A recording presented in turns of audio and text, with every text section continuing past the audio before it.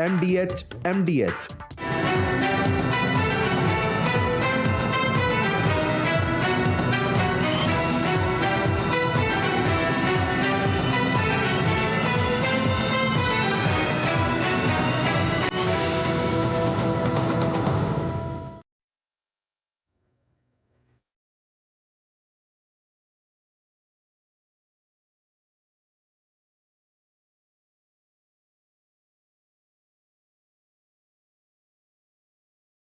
नमस्कार, बहुत बहुत स्वागत है आप सभी का हमारे इस विशेष कार्यक्रम न्यूज नाइट में। मैं हूं निखिल सिंह और न्यूज नाइट में हम आपको देश दुनिया की तमाम ताजा तरीन खबरें तो दिखाएंगे ही दिखाएंगे आपको, साथ ही साथ बात करेंगे किस तरह से मिशन 2024 जो कि राजनीतिक दलों के लिए एक बड़ा मिशन है वो किस तरह से जारी है, और पहले चरण के चुनाव के बाद आखिर किस तरह से राजनीतिक दलों ने दूसरे और आगे के चरणों के लिए पूरी ताकत झोंक दी है चुनाव प्रचार में। और इस चुनाव प्रचार में दावे तो हो ही रहे हैं, साथ ही साथ एक दूसरे के ऊपर आरोप प्रत्यारोप का दौर भी जारी है। और सिर्फ इतना ही नहीं कि ये विपक्ष और पक्ष एक दूसरे के खिलाफ या समर्थन में कर रहे हैं, बल्कि सबसे खास बात है कि जो विपक्ष का गठबंधन है उसमें जो आपस की रार है वो भी अब साफ तौर पर दिखाई देने लगी है। और यही वजह है कि ये जो एक दूसरे के खिलाफ छीटाकशी है,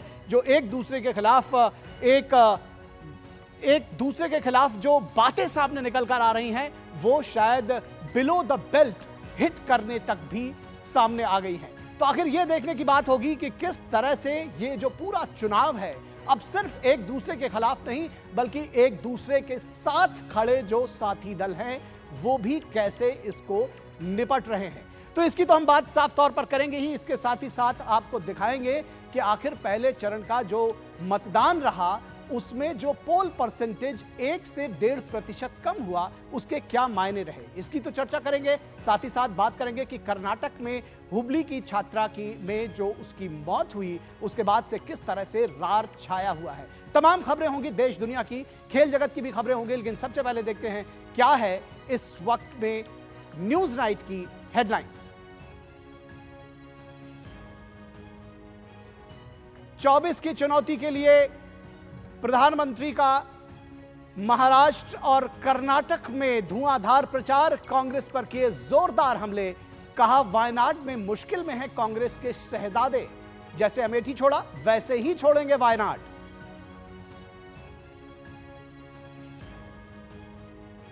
पहले चरण का मतदान खत्म होने के बाद सभी राजनीतिक दलों ने ठोका अपनी अपनी जीत का दावा। प्रधानमंत्री ने कहा एनडीए के पक्ष में हुआ एक तरफा मतदान, 4 जून को एनडीए बनाएगा इतिहास। वहीं विपक्षी दलों ने भी किया जीत का दावा।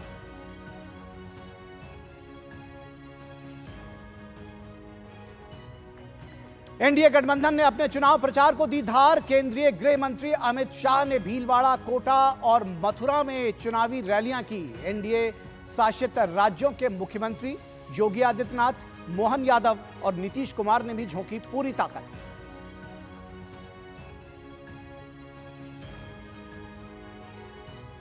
विपक्षी दलों ने भी अपने चुनाव प्रचार को दी रफ्तार। बिहार के भागलपुर में राहुल गांधी और तेजस्वी यादव की साझा जनसभा, अमरोहा में राहुल गांधी और अखिलेश यादव की संयुक्त रैली, जम्मू कश्मीर में अनंतनाग में महबूबा मुफ्ती और पुलवामा में उमर अब्दुल्ला ने किया चुनाव प्रचार।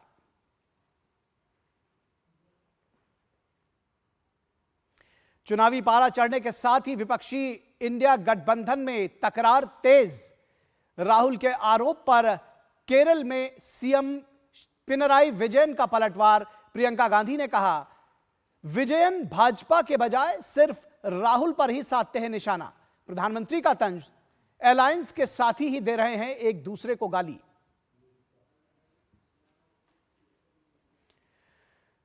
चुनाव के बीच कांग्रेस को झटके पर झटका, वरिष्ठ नेता तजिंदर सिंह बिट्टू ने थामा भाजपा का दामन, कांग्रेस की कार्यशैली को बताया फैसले की वजह, पीएम मोदी के नेतृत्व को सराहा। वहीं मध्य प्रदेश में भी कई कांग्रेस के नेता बीजेपी में हुए शामिल।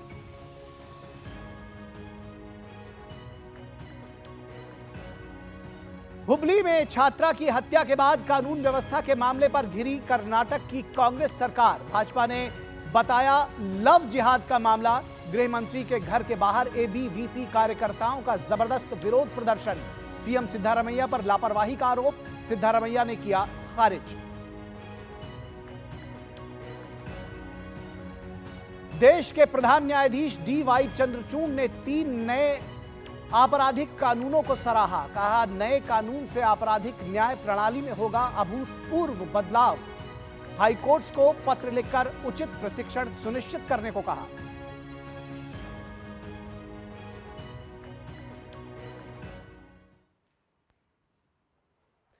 तो इन खबरों को विस्तार से देखते हैं। सबसे पहले बात करते हैं जो चुनाव प्रचार पूरे शबाब पर पहुंच चुका है दूसरे चरण का।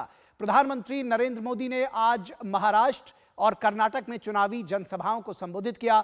उन्होंने बेंगलुरु, चिकबल्लापुर, परभणी और नांदेड़ में केंद्र सरकार की योजनाओं का जिक्र कर लोगों से उनका विश्वास मांगा। इस दौरान पीएम ने जहां बुजुर्गों और महिलाओं के उत्थान के लिए उठाए गए कदमों की जानकारी दी, तो वहीं युवाओं को मिलने वाले अवसरों का भी जिक्र किया।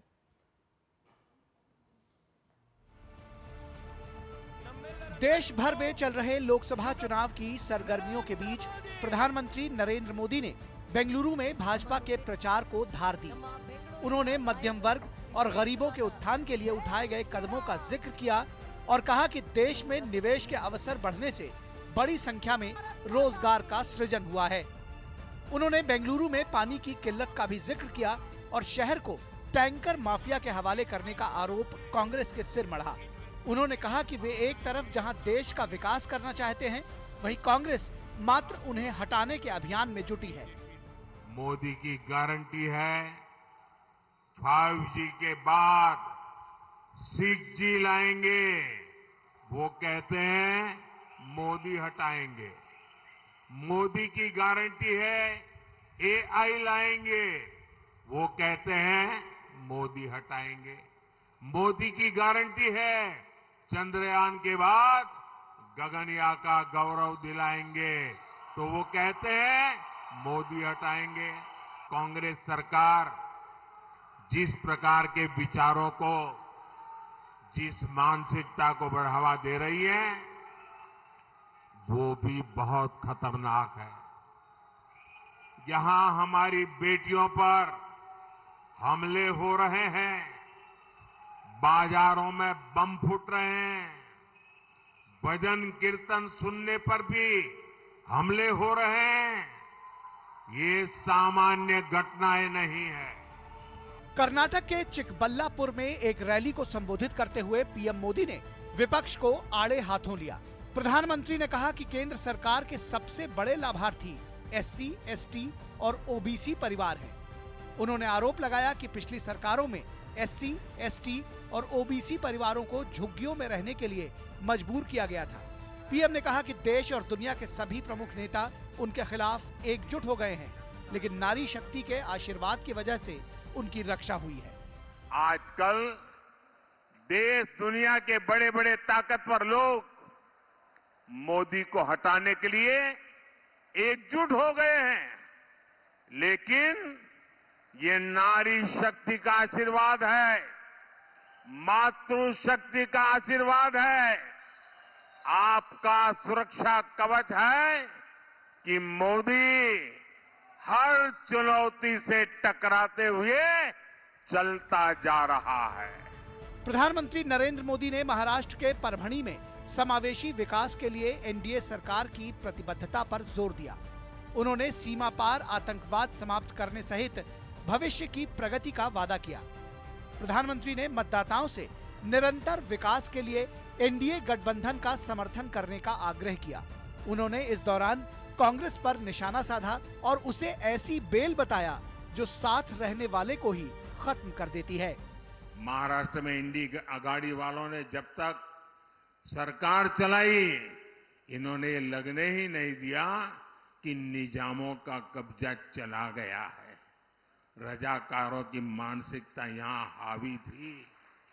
हाँ, इन लोगों ने महाराष्ट्र और मराठवाड़ का विकास तो नहीं होने दिया, लेकिन कांग्रेस और नकली शिवसेना की पिछली सरकार याकूब मेनन की कब्र संवारने में व्यस्त थी। पीएम मोदी ने नांदेड़ की जनसभा में दावा किया कि राहुल गांधी 26 अप्रैल के बाद किसी अन्य क्षेत्र से नामांकन करेंगे।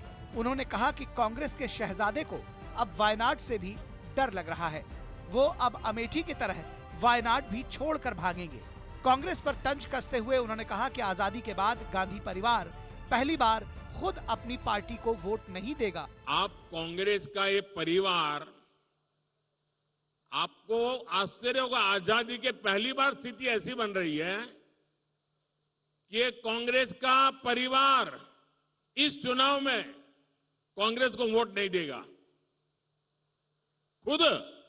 खुद कांग्रेस को वोट नहीं देगा। ये हाल है इनका, क्योंकि जहां वो रहते हैं वहां कांग्रेस का उम्मीदवार ही नहीं है। प्रधानमंत्री ने दावा किया कि पहले चरण में बीजेपी और एनडीए के लिए एक तरफा मतदान हुआ है।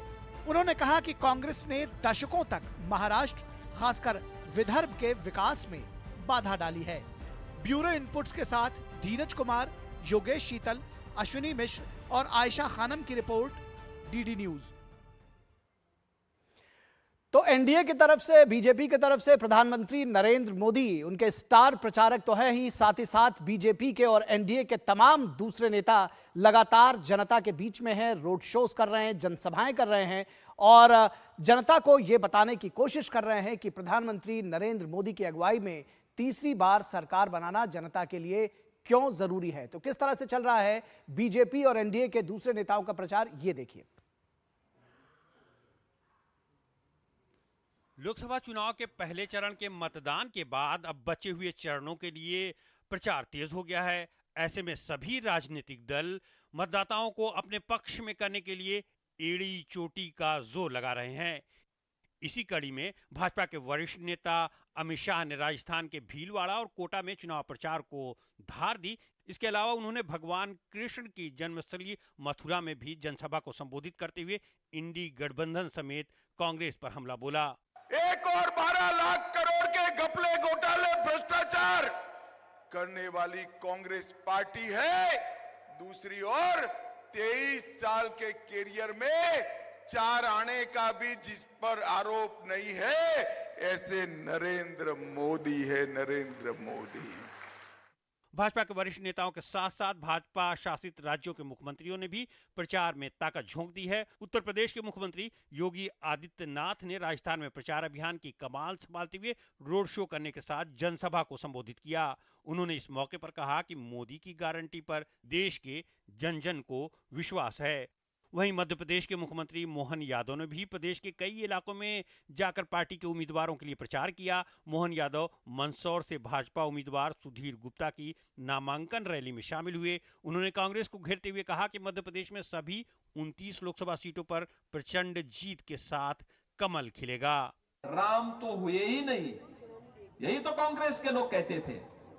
बहनों और भाइयों, जो हमारी आस्था पर प्रहार करे, जो कांग्रेसी कहते थे महाराणा प्रताप की तुलना में अकबर को महान कहते थे, क्या उस कांग्रेस को वोट देकर के हम अपने इतिहास को कलंकित करने का काम करेंगे क्या? प्रचंड बहुमत के साथ भाजपा की सरकार बनने जा रही है। फिर एक बार मोदी सरकार बनने जा रही है। हमारे प्रदेश की 29 सीट हम जीतने की तरफ बढ़ रहे हैं। उधर बिहार के मुख्यमंत्री नीतीश कुमार भी प्रदेश में प्रचार अभियान में जुटे हुए हैं। प्रदेश में एनडीए उम्मीदवारों के लिए वोट मांगते हुए उन्होंने लालू प्रसाद और राबड़ी देवी के 15 साल के शासनकाल की तुलना जंगल राज से की। कोई बाहर नहीं निकलता था, आने जाने का रास्ता नहीं था, पढ़ाई नहीं था, कोई इंतजाम कहीं पर नहीं था, इलाज तक नहीं होता था, क्या हालत था। केंद्रीय मंत्री और संबलपुर से भाजपा के लोकसभा उम्मीदवार धर्मेंद्र प्रधान अपने चुनाव प्रचार के दौरान स्कूटी चलाकर एक चाय की दुकान पर गए लोगों से मुलाकात की। वहीं हिमाचल प्रदेश के हमीरपुर में केंद्रीय मंत्री अनुराग सिंह ठाकुर ने बीजेपी महिला मोर्चा कार्यक्रम में शिरकत की। कार्यक्रम में अनुराग सिंह ठाकुर ने कहा कि प्रधानमंत्री नरेंद्र मोदी के मजबूत नेतृत्व में देश आगे बढ़ रहा है। 26/11 का हमला हुआ तो सोनिया गांधी जी और मनमोहन सिंह जी अपने घर में दुबक कर बैठ गए, लेकिन पुलवामा उरी के बाद अगर पाकिस्तान के आतंकवादियों को घर में घुसकर मारा है, सर्जिकल स्ट्राइक की है, तो नरेंद्र मोदी की सरकार में हमारे सैनिकों ने की है मेरे भाइयों। उधर कांग्रेस नेताओं का पार्टी छोड़ने का सिलसिला जारी है। हिमाचल प्रदेश के सह प्रभारी और पंजाब कांग्रेस के बड़े नेता तजिंदर पाल सिंह बिट्टू भाजपा में शामिल हो गए। इसके अलावा करमजीत कौर चौधरी ने भी भाजपा की सदस्यता ग्रहण की।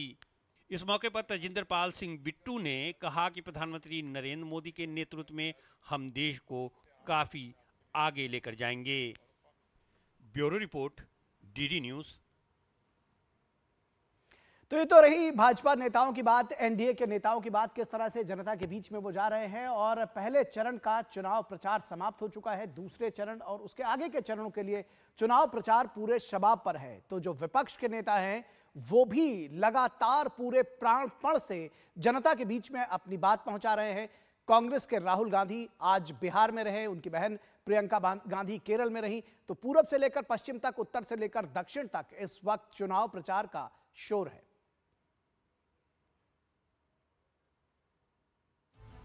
लोकसभा चुनाव के दूसरे और अन्य चरणों का प्रचार जोर पकड़ता जा रहा है।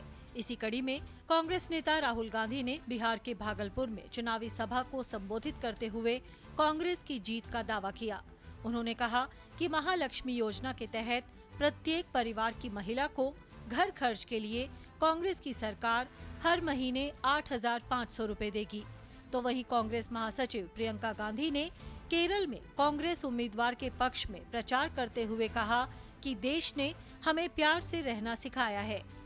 महालक्ष्मी योजना, कांग्रेस पार्टी साल का 1 लाख रुपया, महीना का 8,500 रुपए डाल देगी।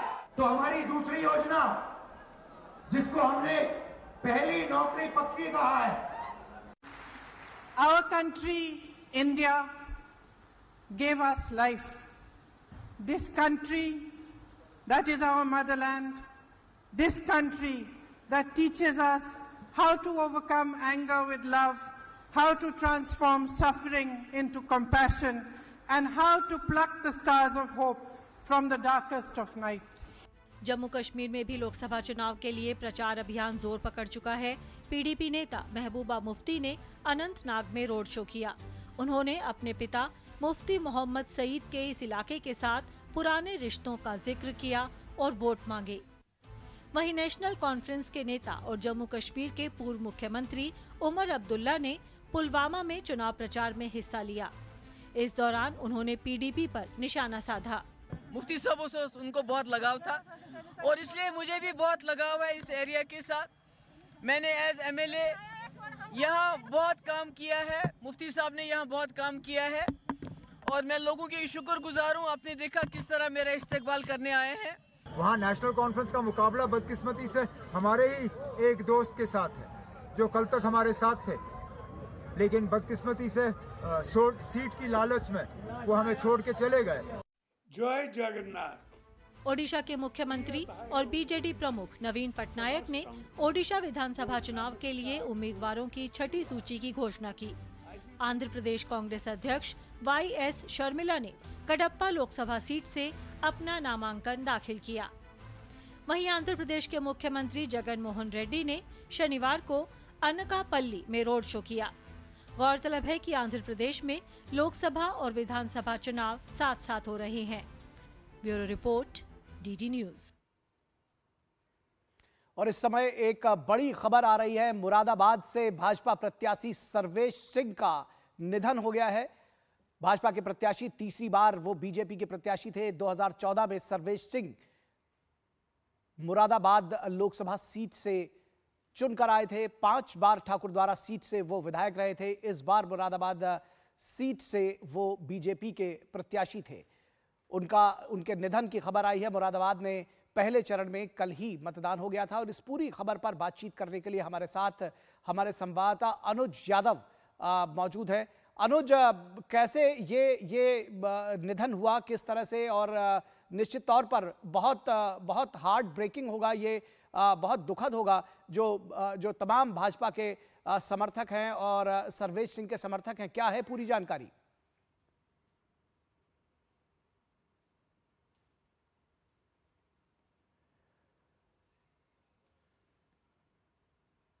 और अब से कुछ दिन पहले ही वहां पर 12 तारीख को प्रधानमंत्री नरेंद्र मोदी ने उनके पक्ष में वहां पर एक बड़ी जनसभा को संबोधित किया था और हम भी वहां मौजूद थे। उस दिन हमने कुंवर सर्वेश सिंह से बात करने की कोशिश की थी। हमने कहा था आपका एक छोटा सा इंटरव्यू चाहिए, लेकिन उस दिन उनके गले से आवाज नहीं निकल रही थी और उनके जो 7 लोग थे निखिल, उन्होंने भी कहा था कि इनकी तबीयत ठीक नहीं है, गले में कोई दिक्कत है। उसके बाद आज एक दुखद खबर सामने आई है कि एम्स में उनको भर्ती कराया गया था और उनका दुखद जो है निधन हो गया है। हम ये भी बता दें कि कल ही 19 तारीख को जो है वहां पर मतदान हुआ है। पहले चरण का मतदान मुरादाबाद सीट पर हुआ है और ये सबसे बड़ी बात है क्योंकि एक अनुभवी नेता थे, 2014 में सांसद रहे, 5 बार विधायक रहे गुरुद्वारा सीट से, और सबसे बड़ी बात है कि इनके जो पिताजी थे वो भी कांग्रेस के बड़े नेता इस इलाके से हुआ करते थे। उनके बेटे भी अभी मुरादाबाद की एक विधानसभा सीट से विधायक हैं। तो निश्चित तौर पर भारतीय जनता पार्टी के मुरादाबाद के इलाके के कार्यकर्ताओं के लिए एक बड़ी खबर है, दुखद खबर है। तो निश्चित तौर पर क्योंकि चुनाव वहां पर हो चुका है, अब आने वाले समय में इसका क्या फैसला होगा ये निर्वाचन आयोग को तय करना है।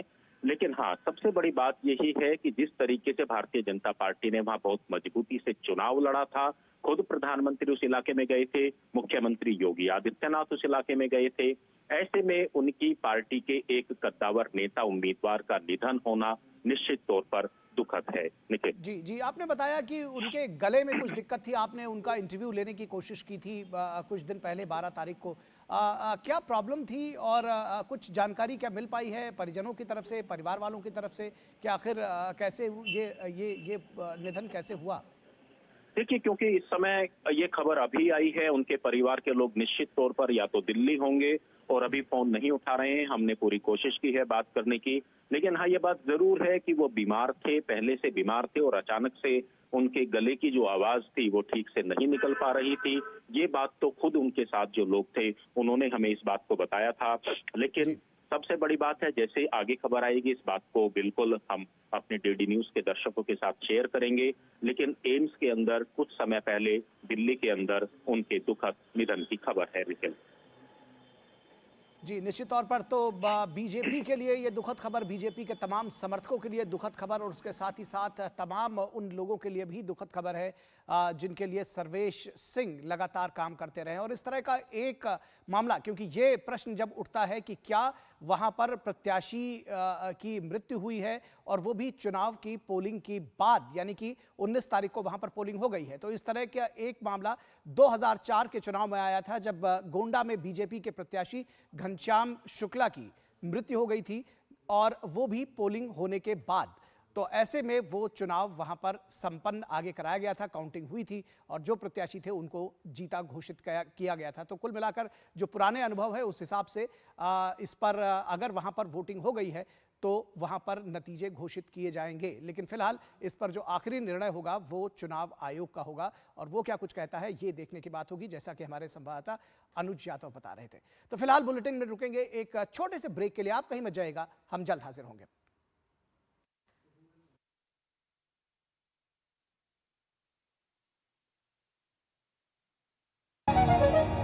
आधे बाउल दही में 4 चम्मच MDH चटनी पुदीना मसाला डाला, स्टर करो, पुदीना चटनी तैयार। MDH चटनी पुदीना मसाला।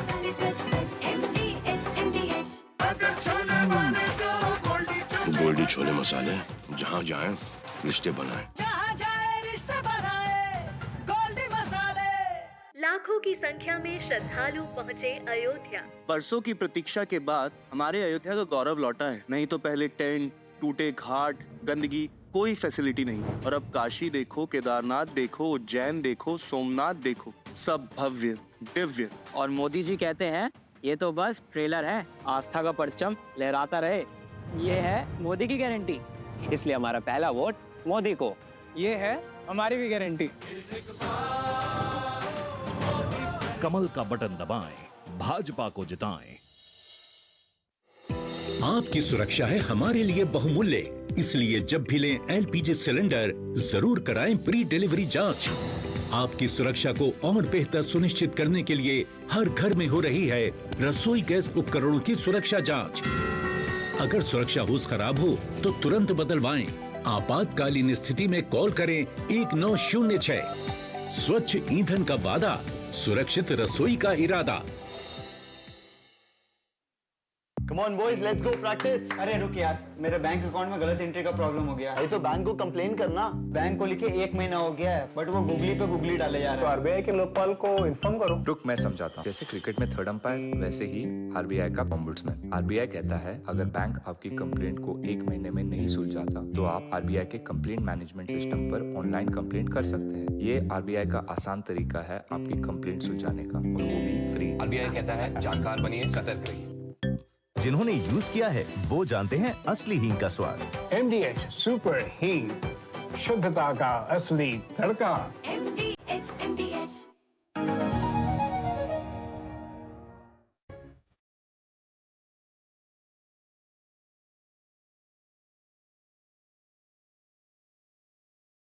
स्वागत है आपका ब्रेक के बाद, और हम चर्चा कर रहे हैं कि किस तरह से चुनाव के लिए जो तमाम राजनीतिक दल हैं वो जनता के बीच में बने हुए हैं, अपनी बात को जनता के बीच में रख rहे हैं।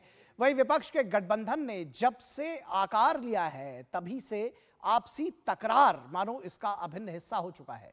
लग रहा था कि चुनाव शुरू होने के साथ शायद इसमें कुछ कमी आएगी, लेकिन ऐसा होता हुआ फिलहाल नहीं दिख रहा है।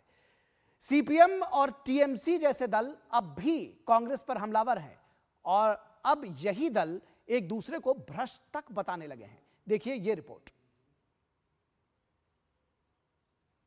लोकसभा चुनाव में भाजपा के विजय रथ को रोकने के लिए बना विपक्षी इंडी गठबंधन यूं तो कई राज्यों में चुनाव से पहले ही बिखर गया था, लेकिन कई राज्यों में अलग अलग मैदान में होने के बावजूद दूसरे कई राज्यों में ये साथ साथ थे।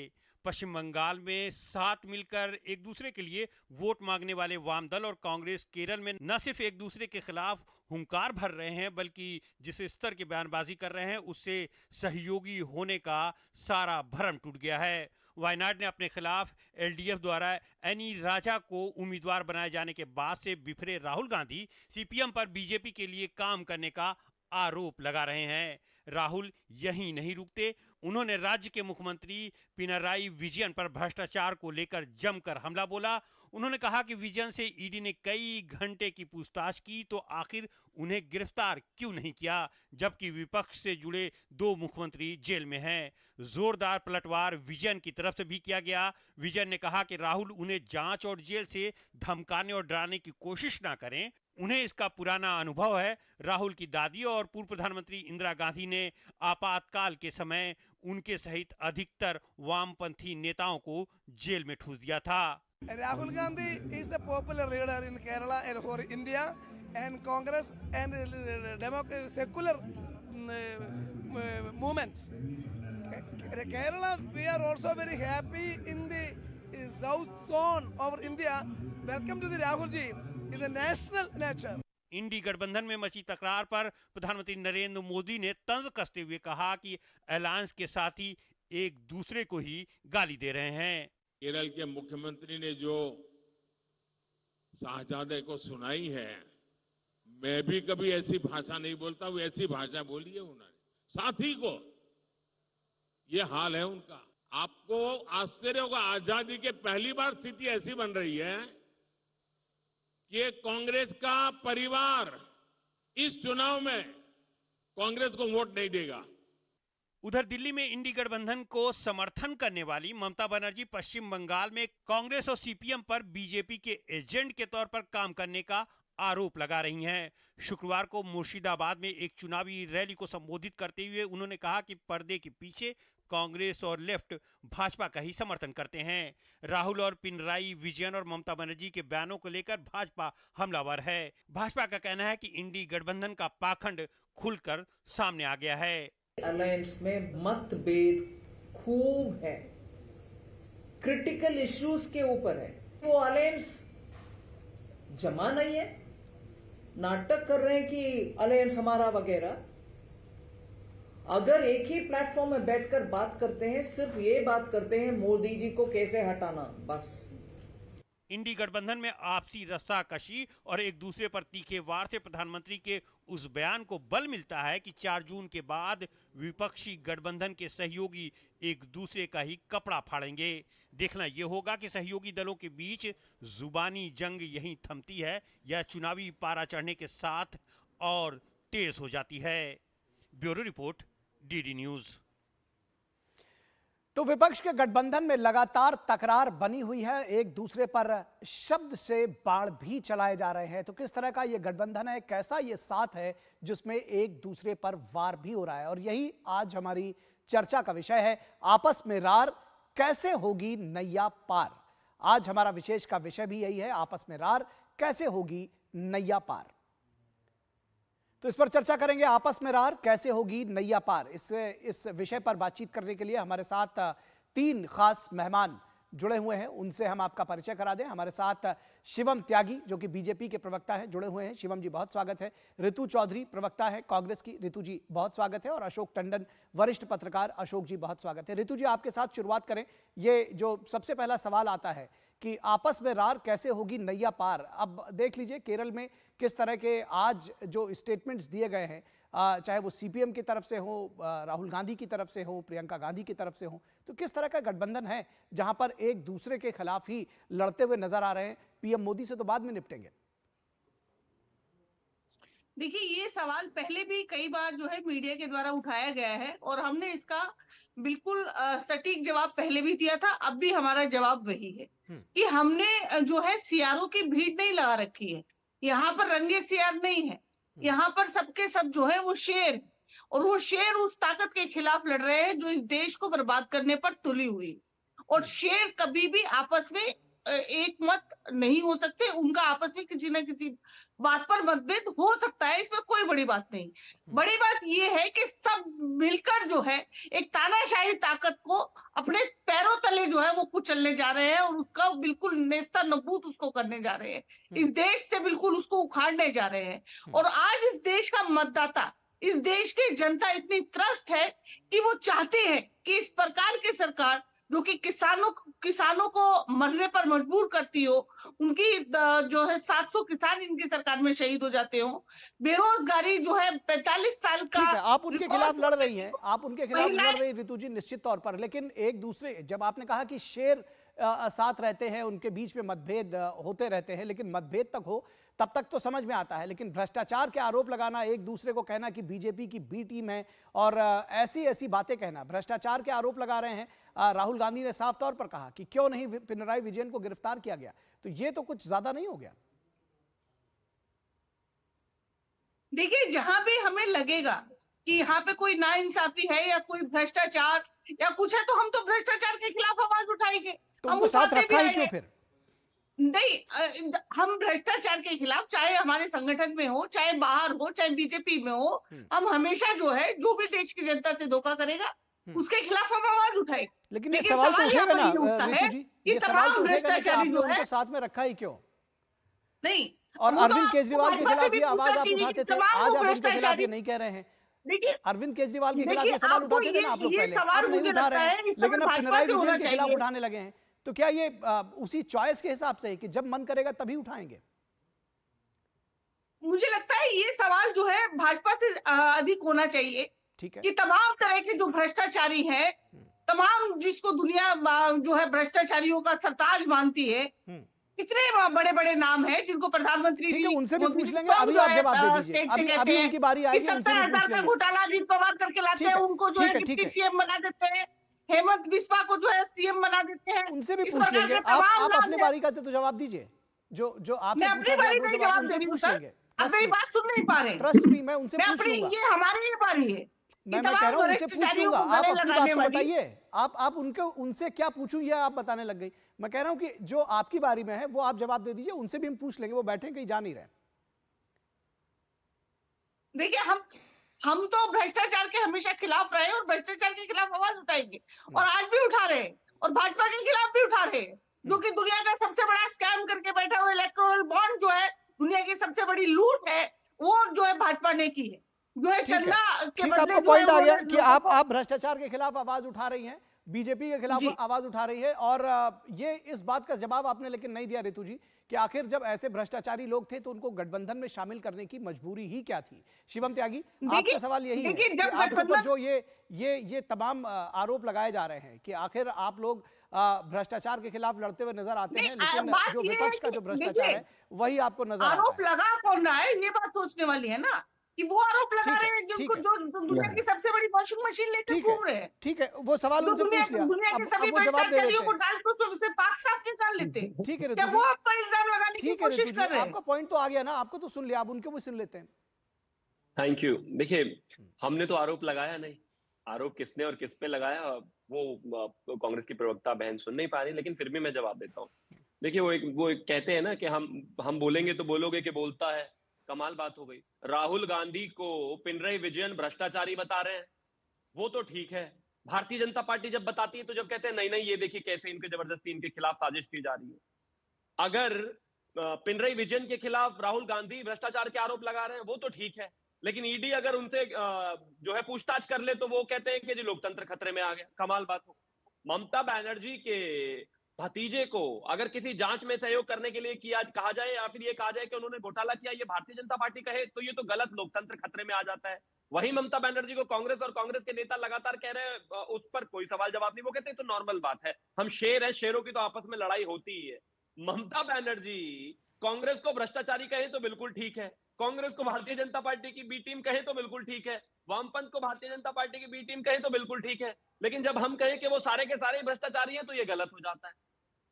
इसके अलावा अगर मैं बात करूं अखिलेश यादव को, और अखिलेश यादव के परिवार पर या फिर मुलायम सिंह जी पर कांग्रेस के समय में ही आय से अधिक संपत्ति के केसेस लगे, भ्रष्टाचार के आरोप लगे, तो बिल्कुल ठीक है, लेकिन वो उन्हीं के समय में खत्म हो जाए और हम कहें कि वो भ्रष्टाचारी है, यानी कि भाजपा अगर उनको कहती है कि वो भ्रष्टाचारी है तो ये गलत हो जाता है।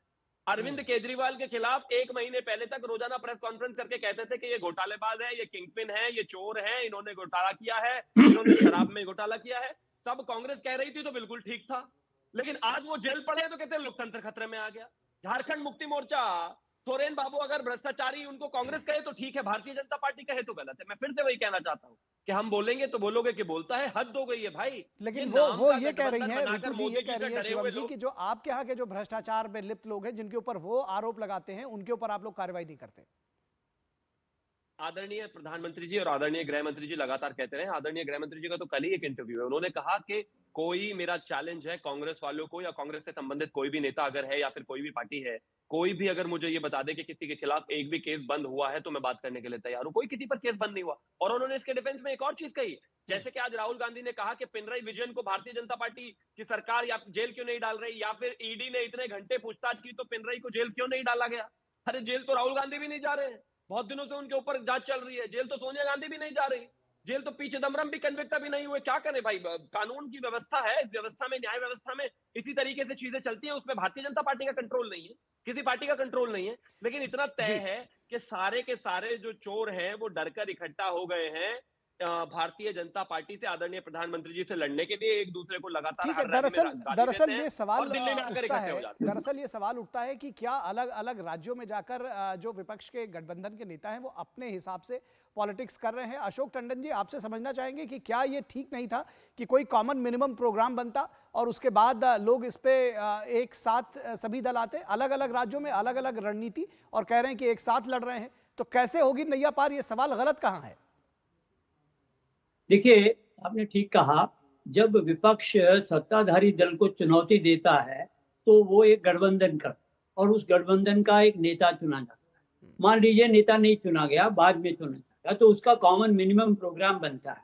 वो भी अगर नहीं बन पाया तो कम से कम जो एंटी वोट होता है, यदि सत्ताधारी दल के विरोध में जो वोट होता है उसको इकट्ठा करने की कोशिश विपक्ष करता है, जिसका प्रयास करने की हमने देखा कोशिश हुई। लेकिन आज जो स्थिति हो रही है कि उनको इस बात से चिंता नहीं है कि नरेंद्र मोदी या भारतीय जनता पार्टी जीत जाएगी, इस बात से है कि जो मेरी टर्फ है, जहां पर मैं हूं, वहां पर हम में से भी कोई और ना आए।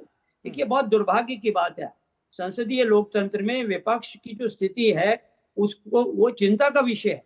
देखिए, सीपीआई लेफ्ट फ्रंट के साथ कांग्रेस पश्चिमी बंगाल में तो समझौता करके लड़ती है, लेकिन केरल में वही वाम मोर्चा कांग्रेस के शीर्ष नेता राहुल गांधी के लिए भी सीट छोड़ने को तैयार नहीं, और सीट ही नहीं छोड़ी, उसके प्रचार में एक दूसरे पर आरोप प्रत्यारोप लगा रहे हैं। और वही ममता बनर्जी कह रही थी कि आप लेफ्ट फ्रंट का साथ छोड़ दो तो मैं कांग्रेस को अकोमोडेट करूंगी, लेकिन वहां पर आप मिलकर लड़ रहे हैं केरल में एक दूसरे के खिलाफ। सबसे दुर्भाग्यपूर्ण बात कहूंगा मैं कि कांग्रेस के इतने वरिष्ठ नेता कि जिनको कांग्रेस पार्टी प्रधानमंत्री के रूप में देखना चाहती, उसके खिलाफ भी लेफ्ट फ्रंट न केवल लड़ रहा है, प्रचार कर रहा है।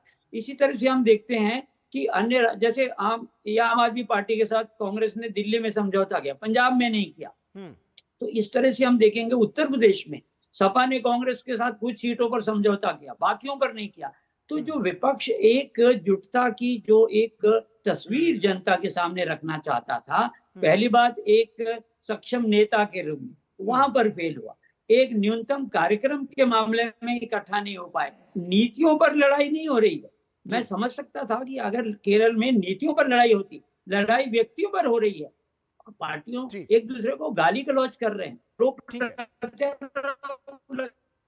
ठीक है, मैं चाहूंगा कि बहुत जल्दी जल्दी अगर के बारे में ईडी ने गिरफ्तारी क्यों नहीं की, मैं यहाँ एक बात कहना चाहूंगा कि अशोक इसका मतलब जो ईडी बाकी गिरफ्तारियां कर रही है, राहुल गांधी उसको सही ठहरा रहे हैं और वो चाह रहे हैं कि इसी तरह से केरल के मुख्यमंत्री को भी पकड़ा जाना चाहिए। ठीक है, तो ये जो विपक्ष का चित्र है ये दुर्भाग्यपूर्ण भी है, और जनता इसके लिए मैं समझता हूं कि विपक्ष को माफ करने वाली नहीं है।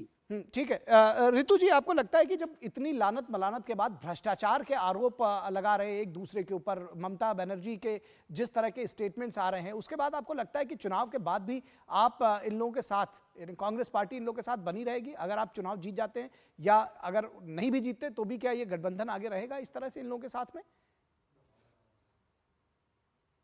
देखिए, आपने देखा होगा कि पहले चरण का चुनाव जो है, मतदान जो है वो हो चुका है, और पूरी तरह से इंडिया गठबंधन के पक्ष में जो है वो मतदान हुआ है। उसी से घबराए डरे हुए भाजपाई तरह तरह के सवाल उठाने की कोशिश कर रहे हैं। वो अपने गठबंधन की बात नहीं करते, अपने दल की बात नहीं करते कि तमाम भ्रष्टाचारियों की गंगा जो है उन्होंने वहां पे बाहर रखी है, अपने दरअसल ये सवाल का जवाब नहीं हुआ, वहां पे इकट्ठा करके। आप अपनी बात कहें, लेकिन जो मैंने पूछा है उसका भी जवाब दीजिए ना। मैं पूछ रहा हूं क्या इसके बाद भी आप उनको रखेंगे साथ में, कैसे करेंगे? देखिए, किसी प्रकार का भी कोई भ्रष्टाचारी या किसी प्रकार का भी कोई इस तरह का कोई भी व्यक्ति होगा, उससे कांग्रेस पार्टी का कभी कोई सरोकार नहीं रहता है। हमारी खुद की पार्टी में भी अगर कोई इस तरह का व्यक्ति है तो उसमें भी कांग्रेस जो है हमेशा ईमानदारी का पक्ष लेती है और वो अपने नेताओं का पक्ष नहीं लेती है। आपने ये पहले भी देखा होगा। अरविंद केजरीवाल के मामले में फिर कैसे बदल गया रुख?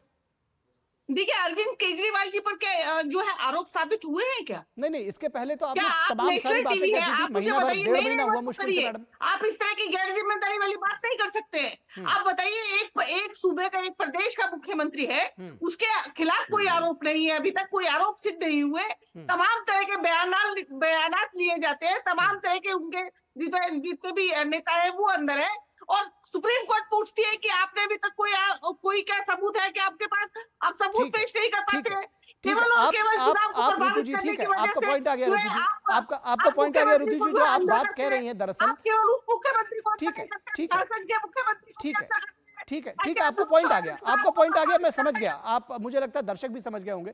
लेकिन यही चीज 1.5-2 महीने पहले तक, अभी जब शीश महल से लेकर के शराब घोटाले से लेकर के आपके नेताओं में ही होड़ मची रहती थी कि प्रेस कॉन्फ्रेंस करके कौन अरविंद केजरीवाल के खिलाफ जो है भ्रष्टाचार के आरोप लगाते हुए थकते नहीं थे आप लोग।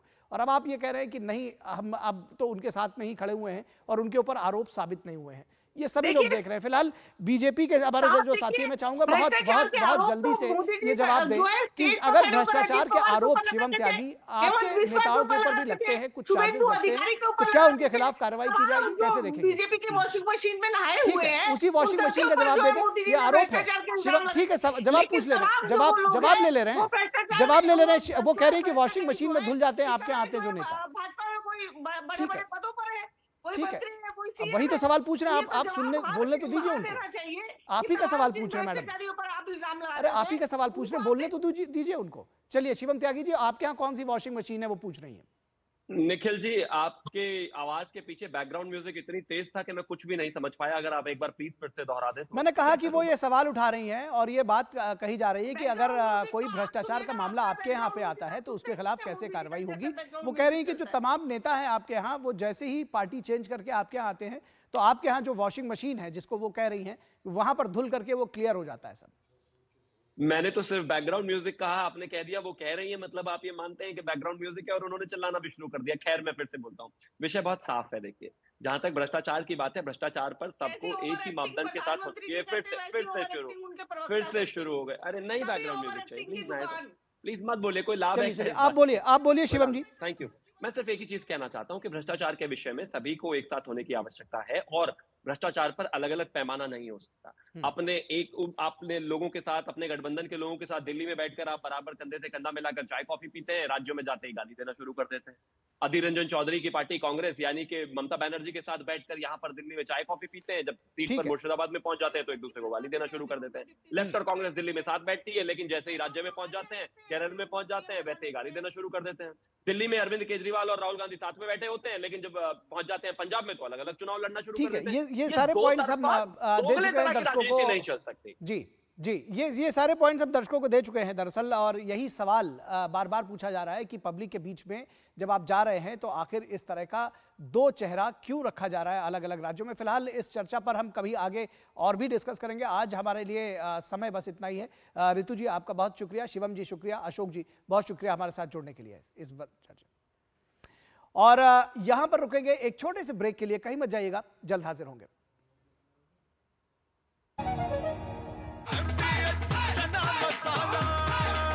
अब छोलिया हो या लोबिया, सफेद चने या काले चने, सब कुछ मजेदार बने।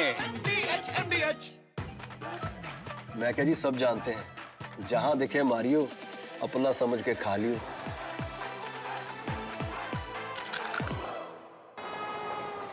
वेट। हाँ ले फोटो, अपनी ही है, अपने ने ही बनाई और अपने ही वोटों से बनी है वंदे भारत। हाँ यार, किसने सोचा था हमारी ट्रेनों में रिवॉल्विंग सीट्स, विस्टा डोम्स होंगे, एयरपोर्ट जैसे escalators, lounges, food court railway station पर होंगे, शहर शहर मेट्रो और अब तो बुलेट ट्रेन भी आ रही है। और फिर भी पता है मोदी जी क्या कहते हैं कि ये तो बस ट्रेलर है। लाइफ इजी बना दी मोदी जी ने, और अब हम उनकी जीत इजी बनाएंगे। वर्ल्ड क्लास फैसिलिटीज की गारंटी मोदी की, मोदी जी को वोट देने की गारंटी हमारी।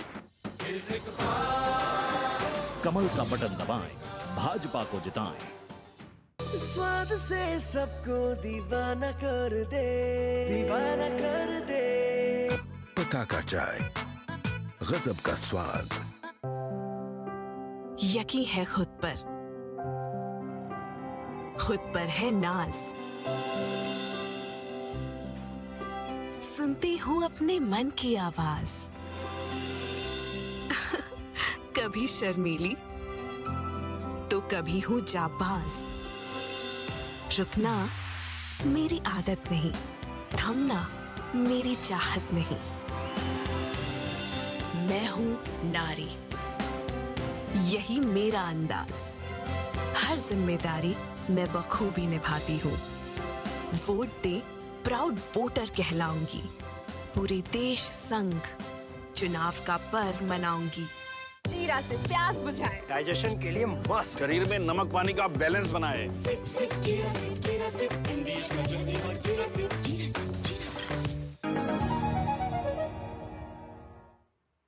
स्वागत है आपका ब्रेक के बाद। और पहले चरण का मतदान पूरा हो चुका है और राजनीतिक दलों का फोकस दूसरे चरण पर शिफ्ट हो चुका है। लेकिन पहले चरण के मतदान में कुछ राज्यों में कम वोटिंग ने सभी की चिंताएं बढ़ा दी हैं, खासकर चुनाव आयोग की। वहीं पहले चरण में सभी दल अपनी अपनी जीत के दावे कर रहे हैं।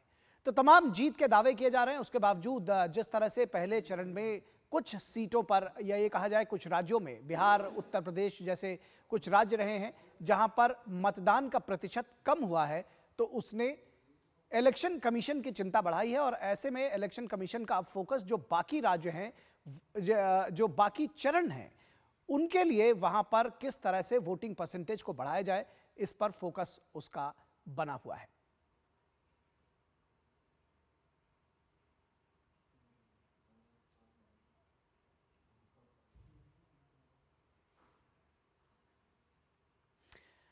और यहां रुकेंगे एक छोटे से ब्रेक के लिए, कहीं मत जाइएगा, जल्द हाजिर होंगे। शुक्ला बता रहा था आपके बाबूजी ने जायदाद का कुछ हिस्सा नौकर के नाम कर दिया। अब नौकर हर काम अपना घर समझ के करेगा। समरकूल, जो हर दिल करे कबूल।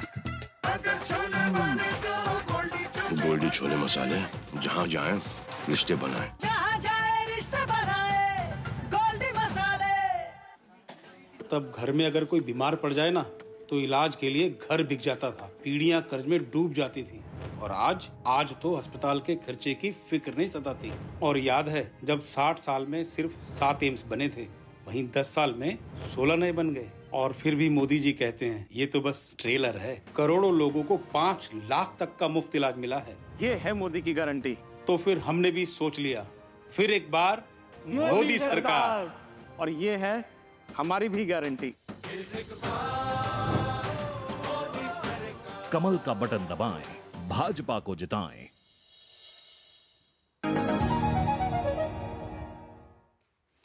स्वागत है आपका ब्रेक के बाद। और खबर कर्नाटक से, जहां हुबली में कांग्रेस पार्षद की बेटी का हत्या का मामला गहराता जा रहा है। राज्य की कानून व्यवस्था पर सवाल उठाए जा रहे हैं और यही सवाल उठाते हुए एबीवीपी कार्यकर्ताओं ने बेंगलुरु में जबरदस्त विरोध प्रदर्शन किया। बीजेपी ही नहीं, पीड़ित लड़की के पिता भी इसे लव जिहाद का मामला बता रहे हैं, जबकि राज्य के सीएम सिद्धारमैया इससे इनकार करते हैं। कर्नाटक के हुबली में कांग्रेस पार्षद की बेटी की हत्या का मामला गर्माता जा रहा है। भाजपा राज्य की कानून व्यवस्था को लेकर कांग्रेस पर हमलावर है। शनिवार को बेंगलुरु में एबीवीपी के कार्यकर्ताओं ने हुबली हत्याकांड की पीड़िता पर की गई टिप्पणी को लेकर कर्नाटक के गृह मंत्री जी परमेश्वर के आवास के बाहर विरोध प्रदर्शन किया। भाजपा इसे लव जिहाद का मामला बता रही है। उधर लड़की के पिता ने भी घटना को लव जिहाद का मामला बताया है। उन्होंने दावा किया कि आरोपी ने उनकी बेटी को फंसाने की योजना बनाई थी। वो बार बार धमकी दे रहा था, लेकिन उनकी बेटी ने इस पर ध्यान नहीं दिया। इस बीच भाजपा ने कांग्रेस पर वोट बैंक की राजनीति करने का आरोप लगाया है। इन लोगों का वोट बैंक पॉलिटिक्स के लिए सब ये जो सप्रेस करना, हशप करना, इनका एक नीति है। क्योंकि रामेश्वर बॉम्ब ब्लास्ट में इन लोगों ने क्या कहा था, सिलेंडर ब्लास्ट राइवलरी के कारण हुआ है, बिजनेस राइवलरी के कारण। और जो हनुमान चालीसा अपने दुकान में तो हनुमान चालीसा लगाया था, उनके ऊपर केस किया है। टेररिस्ट को इन लोगों ने क्या कहा है, ब्रदर्स। कर्नाटका में पिछले कई महीनों से जिस प्रकार से कानून व्यवस्था पूरी तरह से ध्वस्त हो चुकी है, पिछले 24 से 36 घंटों में कर्नाटका में 12 से ज़्यादा हत्याएं हुई हैं। वहाँ पर जिहादियों ने जिस प्रकार से कभी जय श्री राम बोलने वाले लोगों पर हमला किया है, कुछ तत्वों ने एक प्रसिद्ध एक्ट्रेस पर हमला किया है। हालांकि मुख्यमंत्री सिद्धारमैया ने लव जिहाद के दावों को खारिज कर दिया है। उन्होंने कहा कि यह हत्या निजी कारणों से की गई है और राज्य में कानून व्यवस्था बिल्कुल दुरुस्त है। वहीं उप मुख्यमंत्री डीके शिव कुमार ने कहा कि कानून अपना काम कर रहा है। We don't want to support anyone. Law will take its own course mercilessly. We will do it. Whatever the issue is there, the law will take course. दरअसल 18 अप्रैल को हुबली स्थित बीवीबी कॉलेज कैंपस में कांग्रेस पार्षद निरंजन हिरेमत की बेटी नेहा की फैयाज ने चाकू मारकर हत्या कर दी थी। आरोपी ने नेहा के गले, पेट सहित शरीर पर चाकू से 7 वार किए। बताया जा रहा है कि नेहा ने आरोपी फैयाज का प्रपोजल ठुकरा दिया था, जिसके कारण उसने घटना को अंजाम दिया। पुलिस ने एफआईआर दर्ज कर आरोपी को गिरफ्तार कर लिया है। नेहा के पिता ने बाकी बचे आरोपियों को गिरफ्तार किए जाने की मांग की है। केस जो है पूरा कठिन के हिसाब से होना है, सख्त से सख्त कार्रवाई होना है इसके ऊपर। वो किसी भी हालत में बाहर नहीं आना चाहिए उसके साथ, और ऐसे ही बरी नहीं होना है। उसको फांसी चढ़ाने तक हमारा डिमांड रहेगा। उधर एक कन्नड़ अभिनेत्री हर्षिका पुनच्चा ने दावा किया है कि उन्हें और उनके पति भुवन पुनच्चा को स्थानीय भाषा में बात करने की वजह से बेंगलुरु में प्रताड़ित किया गया है। हर्षिका ने सोशल मीडिया प्लेटफॉर्म पर कहा कि स्थानीय लोग बेंगलुरु में कितना सुरक्षित है, क्या हम पाकिस्तान या अफगानिस्तान में रह रहे हैं? उन्होंने कहा कि कुछ दिन पहले परिवार के साथ मस्जिद रोड पर कर्मा नाम के रेस्टोरेंट में डिनर करने के लिए गई थीं। वापसी के समय कुछ लोगों ने अभद्र भाषा में बात करते हुए उन्हें सबक सिखाने की धमकी दी। आयशा खानम के साथ ब्यूरो रिपोर्ट, डीडी न्यूज। खबरें अभी और भी हैं, लेकिन रुकेंगे एक छोटे से ब्रेक के लिए। कहीं मत जाइएगा, जल्द हाजिर होंगे।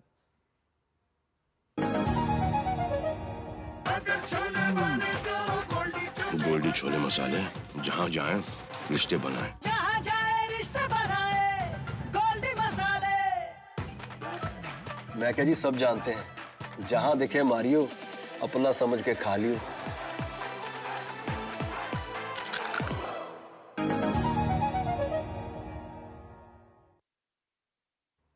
स्वागत है आपका ब्रेक के बाद। फिल्म अभिनेता रितेश देशमुख आज अयोध्या पहुंचे। उनके साथ उनकी पत्नी जेनेलिया डिसूजा और बेटा भी मौजूद रहे। उन्होंने रामलला के दर्शन किए और भगवान से परिवार के लिए प्रार्थना की। राम जन्मभूमि परिसर में रितेश देशमुख को देखकर लोगों ने जय श्री राम के नारे लगाए। मंदिर परिसर में कुछ समय बिताने के बाद वे वापस लौट गए। तो पुराने औपनिवेशिक कानूनों की जगह नागरिक केंद्रित और जीवंत लोकतंत्र की जरूरत को पूरा करने के लिए आपराधिक न्याय प्रणाली में सुधार के लिए लागू किए गए तीनों कानून 1 जुलाई 2024 से प्रभावी होंगे। इन नए कानूनों के बारे में जागरूकता पैदा करने के लिए कानून और न्याय मंत्रालय ने आपराधिक न्याय प्रणाली में प्रशासन में प्रगतिशील पथ पर भारत शीर्षक से एक सम्मेलन आयोजित किया। कार्यक्रम में मुख्य न्यायाधीश DY चंद्रचूड़ और कानून मंत्री अर्जुन राम मेघवाल भी मौजूद रहे।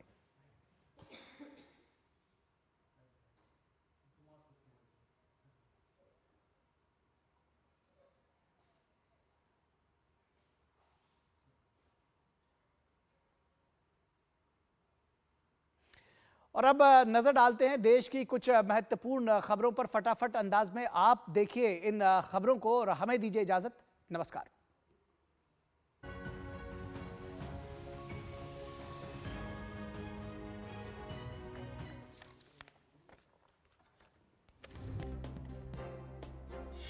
लोकसभा चुनाव के प्रचार के दौरान आदर्श आचार संहिता का उल्लंघन करने के आरोप में कर्नाटक के उप मुख्यमंत्री DK शिव कुमार के खिलाफ पुलिस ने मामला दर्ज किया है। यह मामला कांग्रेस नेता के एक वीडियो से संबंधित है, जिसमें उन्होंने बेंगलुरु के मतदाताओं से उनके भाई DK सुरेश को वोट देने की अपील करते समय अपने भाषण में MCC का उल्लंघन किया था। जम्मू कश्मीर के रियासी में पुलिस और सेना को संयुक्त अभियान के दौरान एक बड़ी कामयाबी मिली। संयुक्त अभियान के दौरान आतंकवादी ठिकाने का भंडाफोड़ हुआ। मौके पर हथियार और गोला बारूद भारी मात्रा में बरामद किया गया।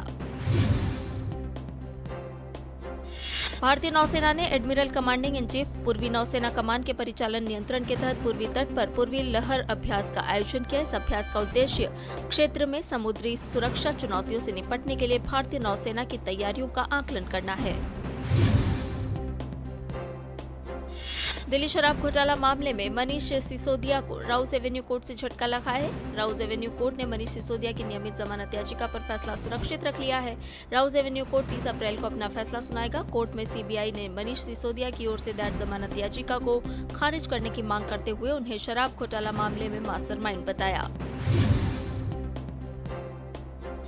जम्मू कश्मीर कैफेटेरिया मेहद क्षेत्र में भूस्खलन के कारण राष्ट्रीय राजमार्ग बंद कर दिया गया है। हाईवे पर लगातार पत्थर गिर रहे हैं। इस रास्ते से आवाजाही पूरी तरह से बंद कर दी गई है। लोगों को सलाह दी जा रही है कि वे इस हाईवे पर अपना रूट ना करें।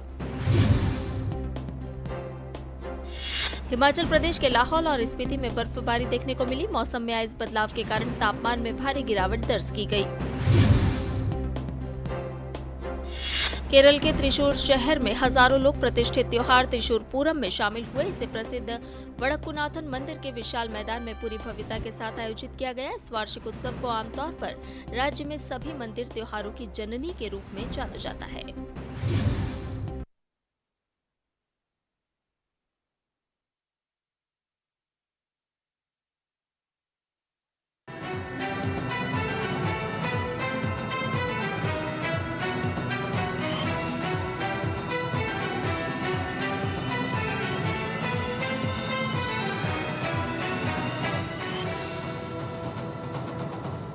न्यूज नाइट के प्रायोजक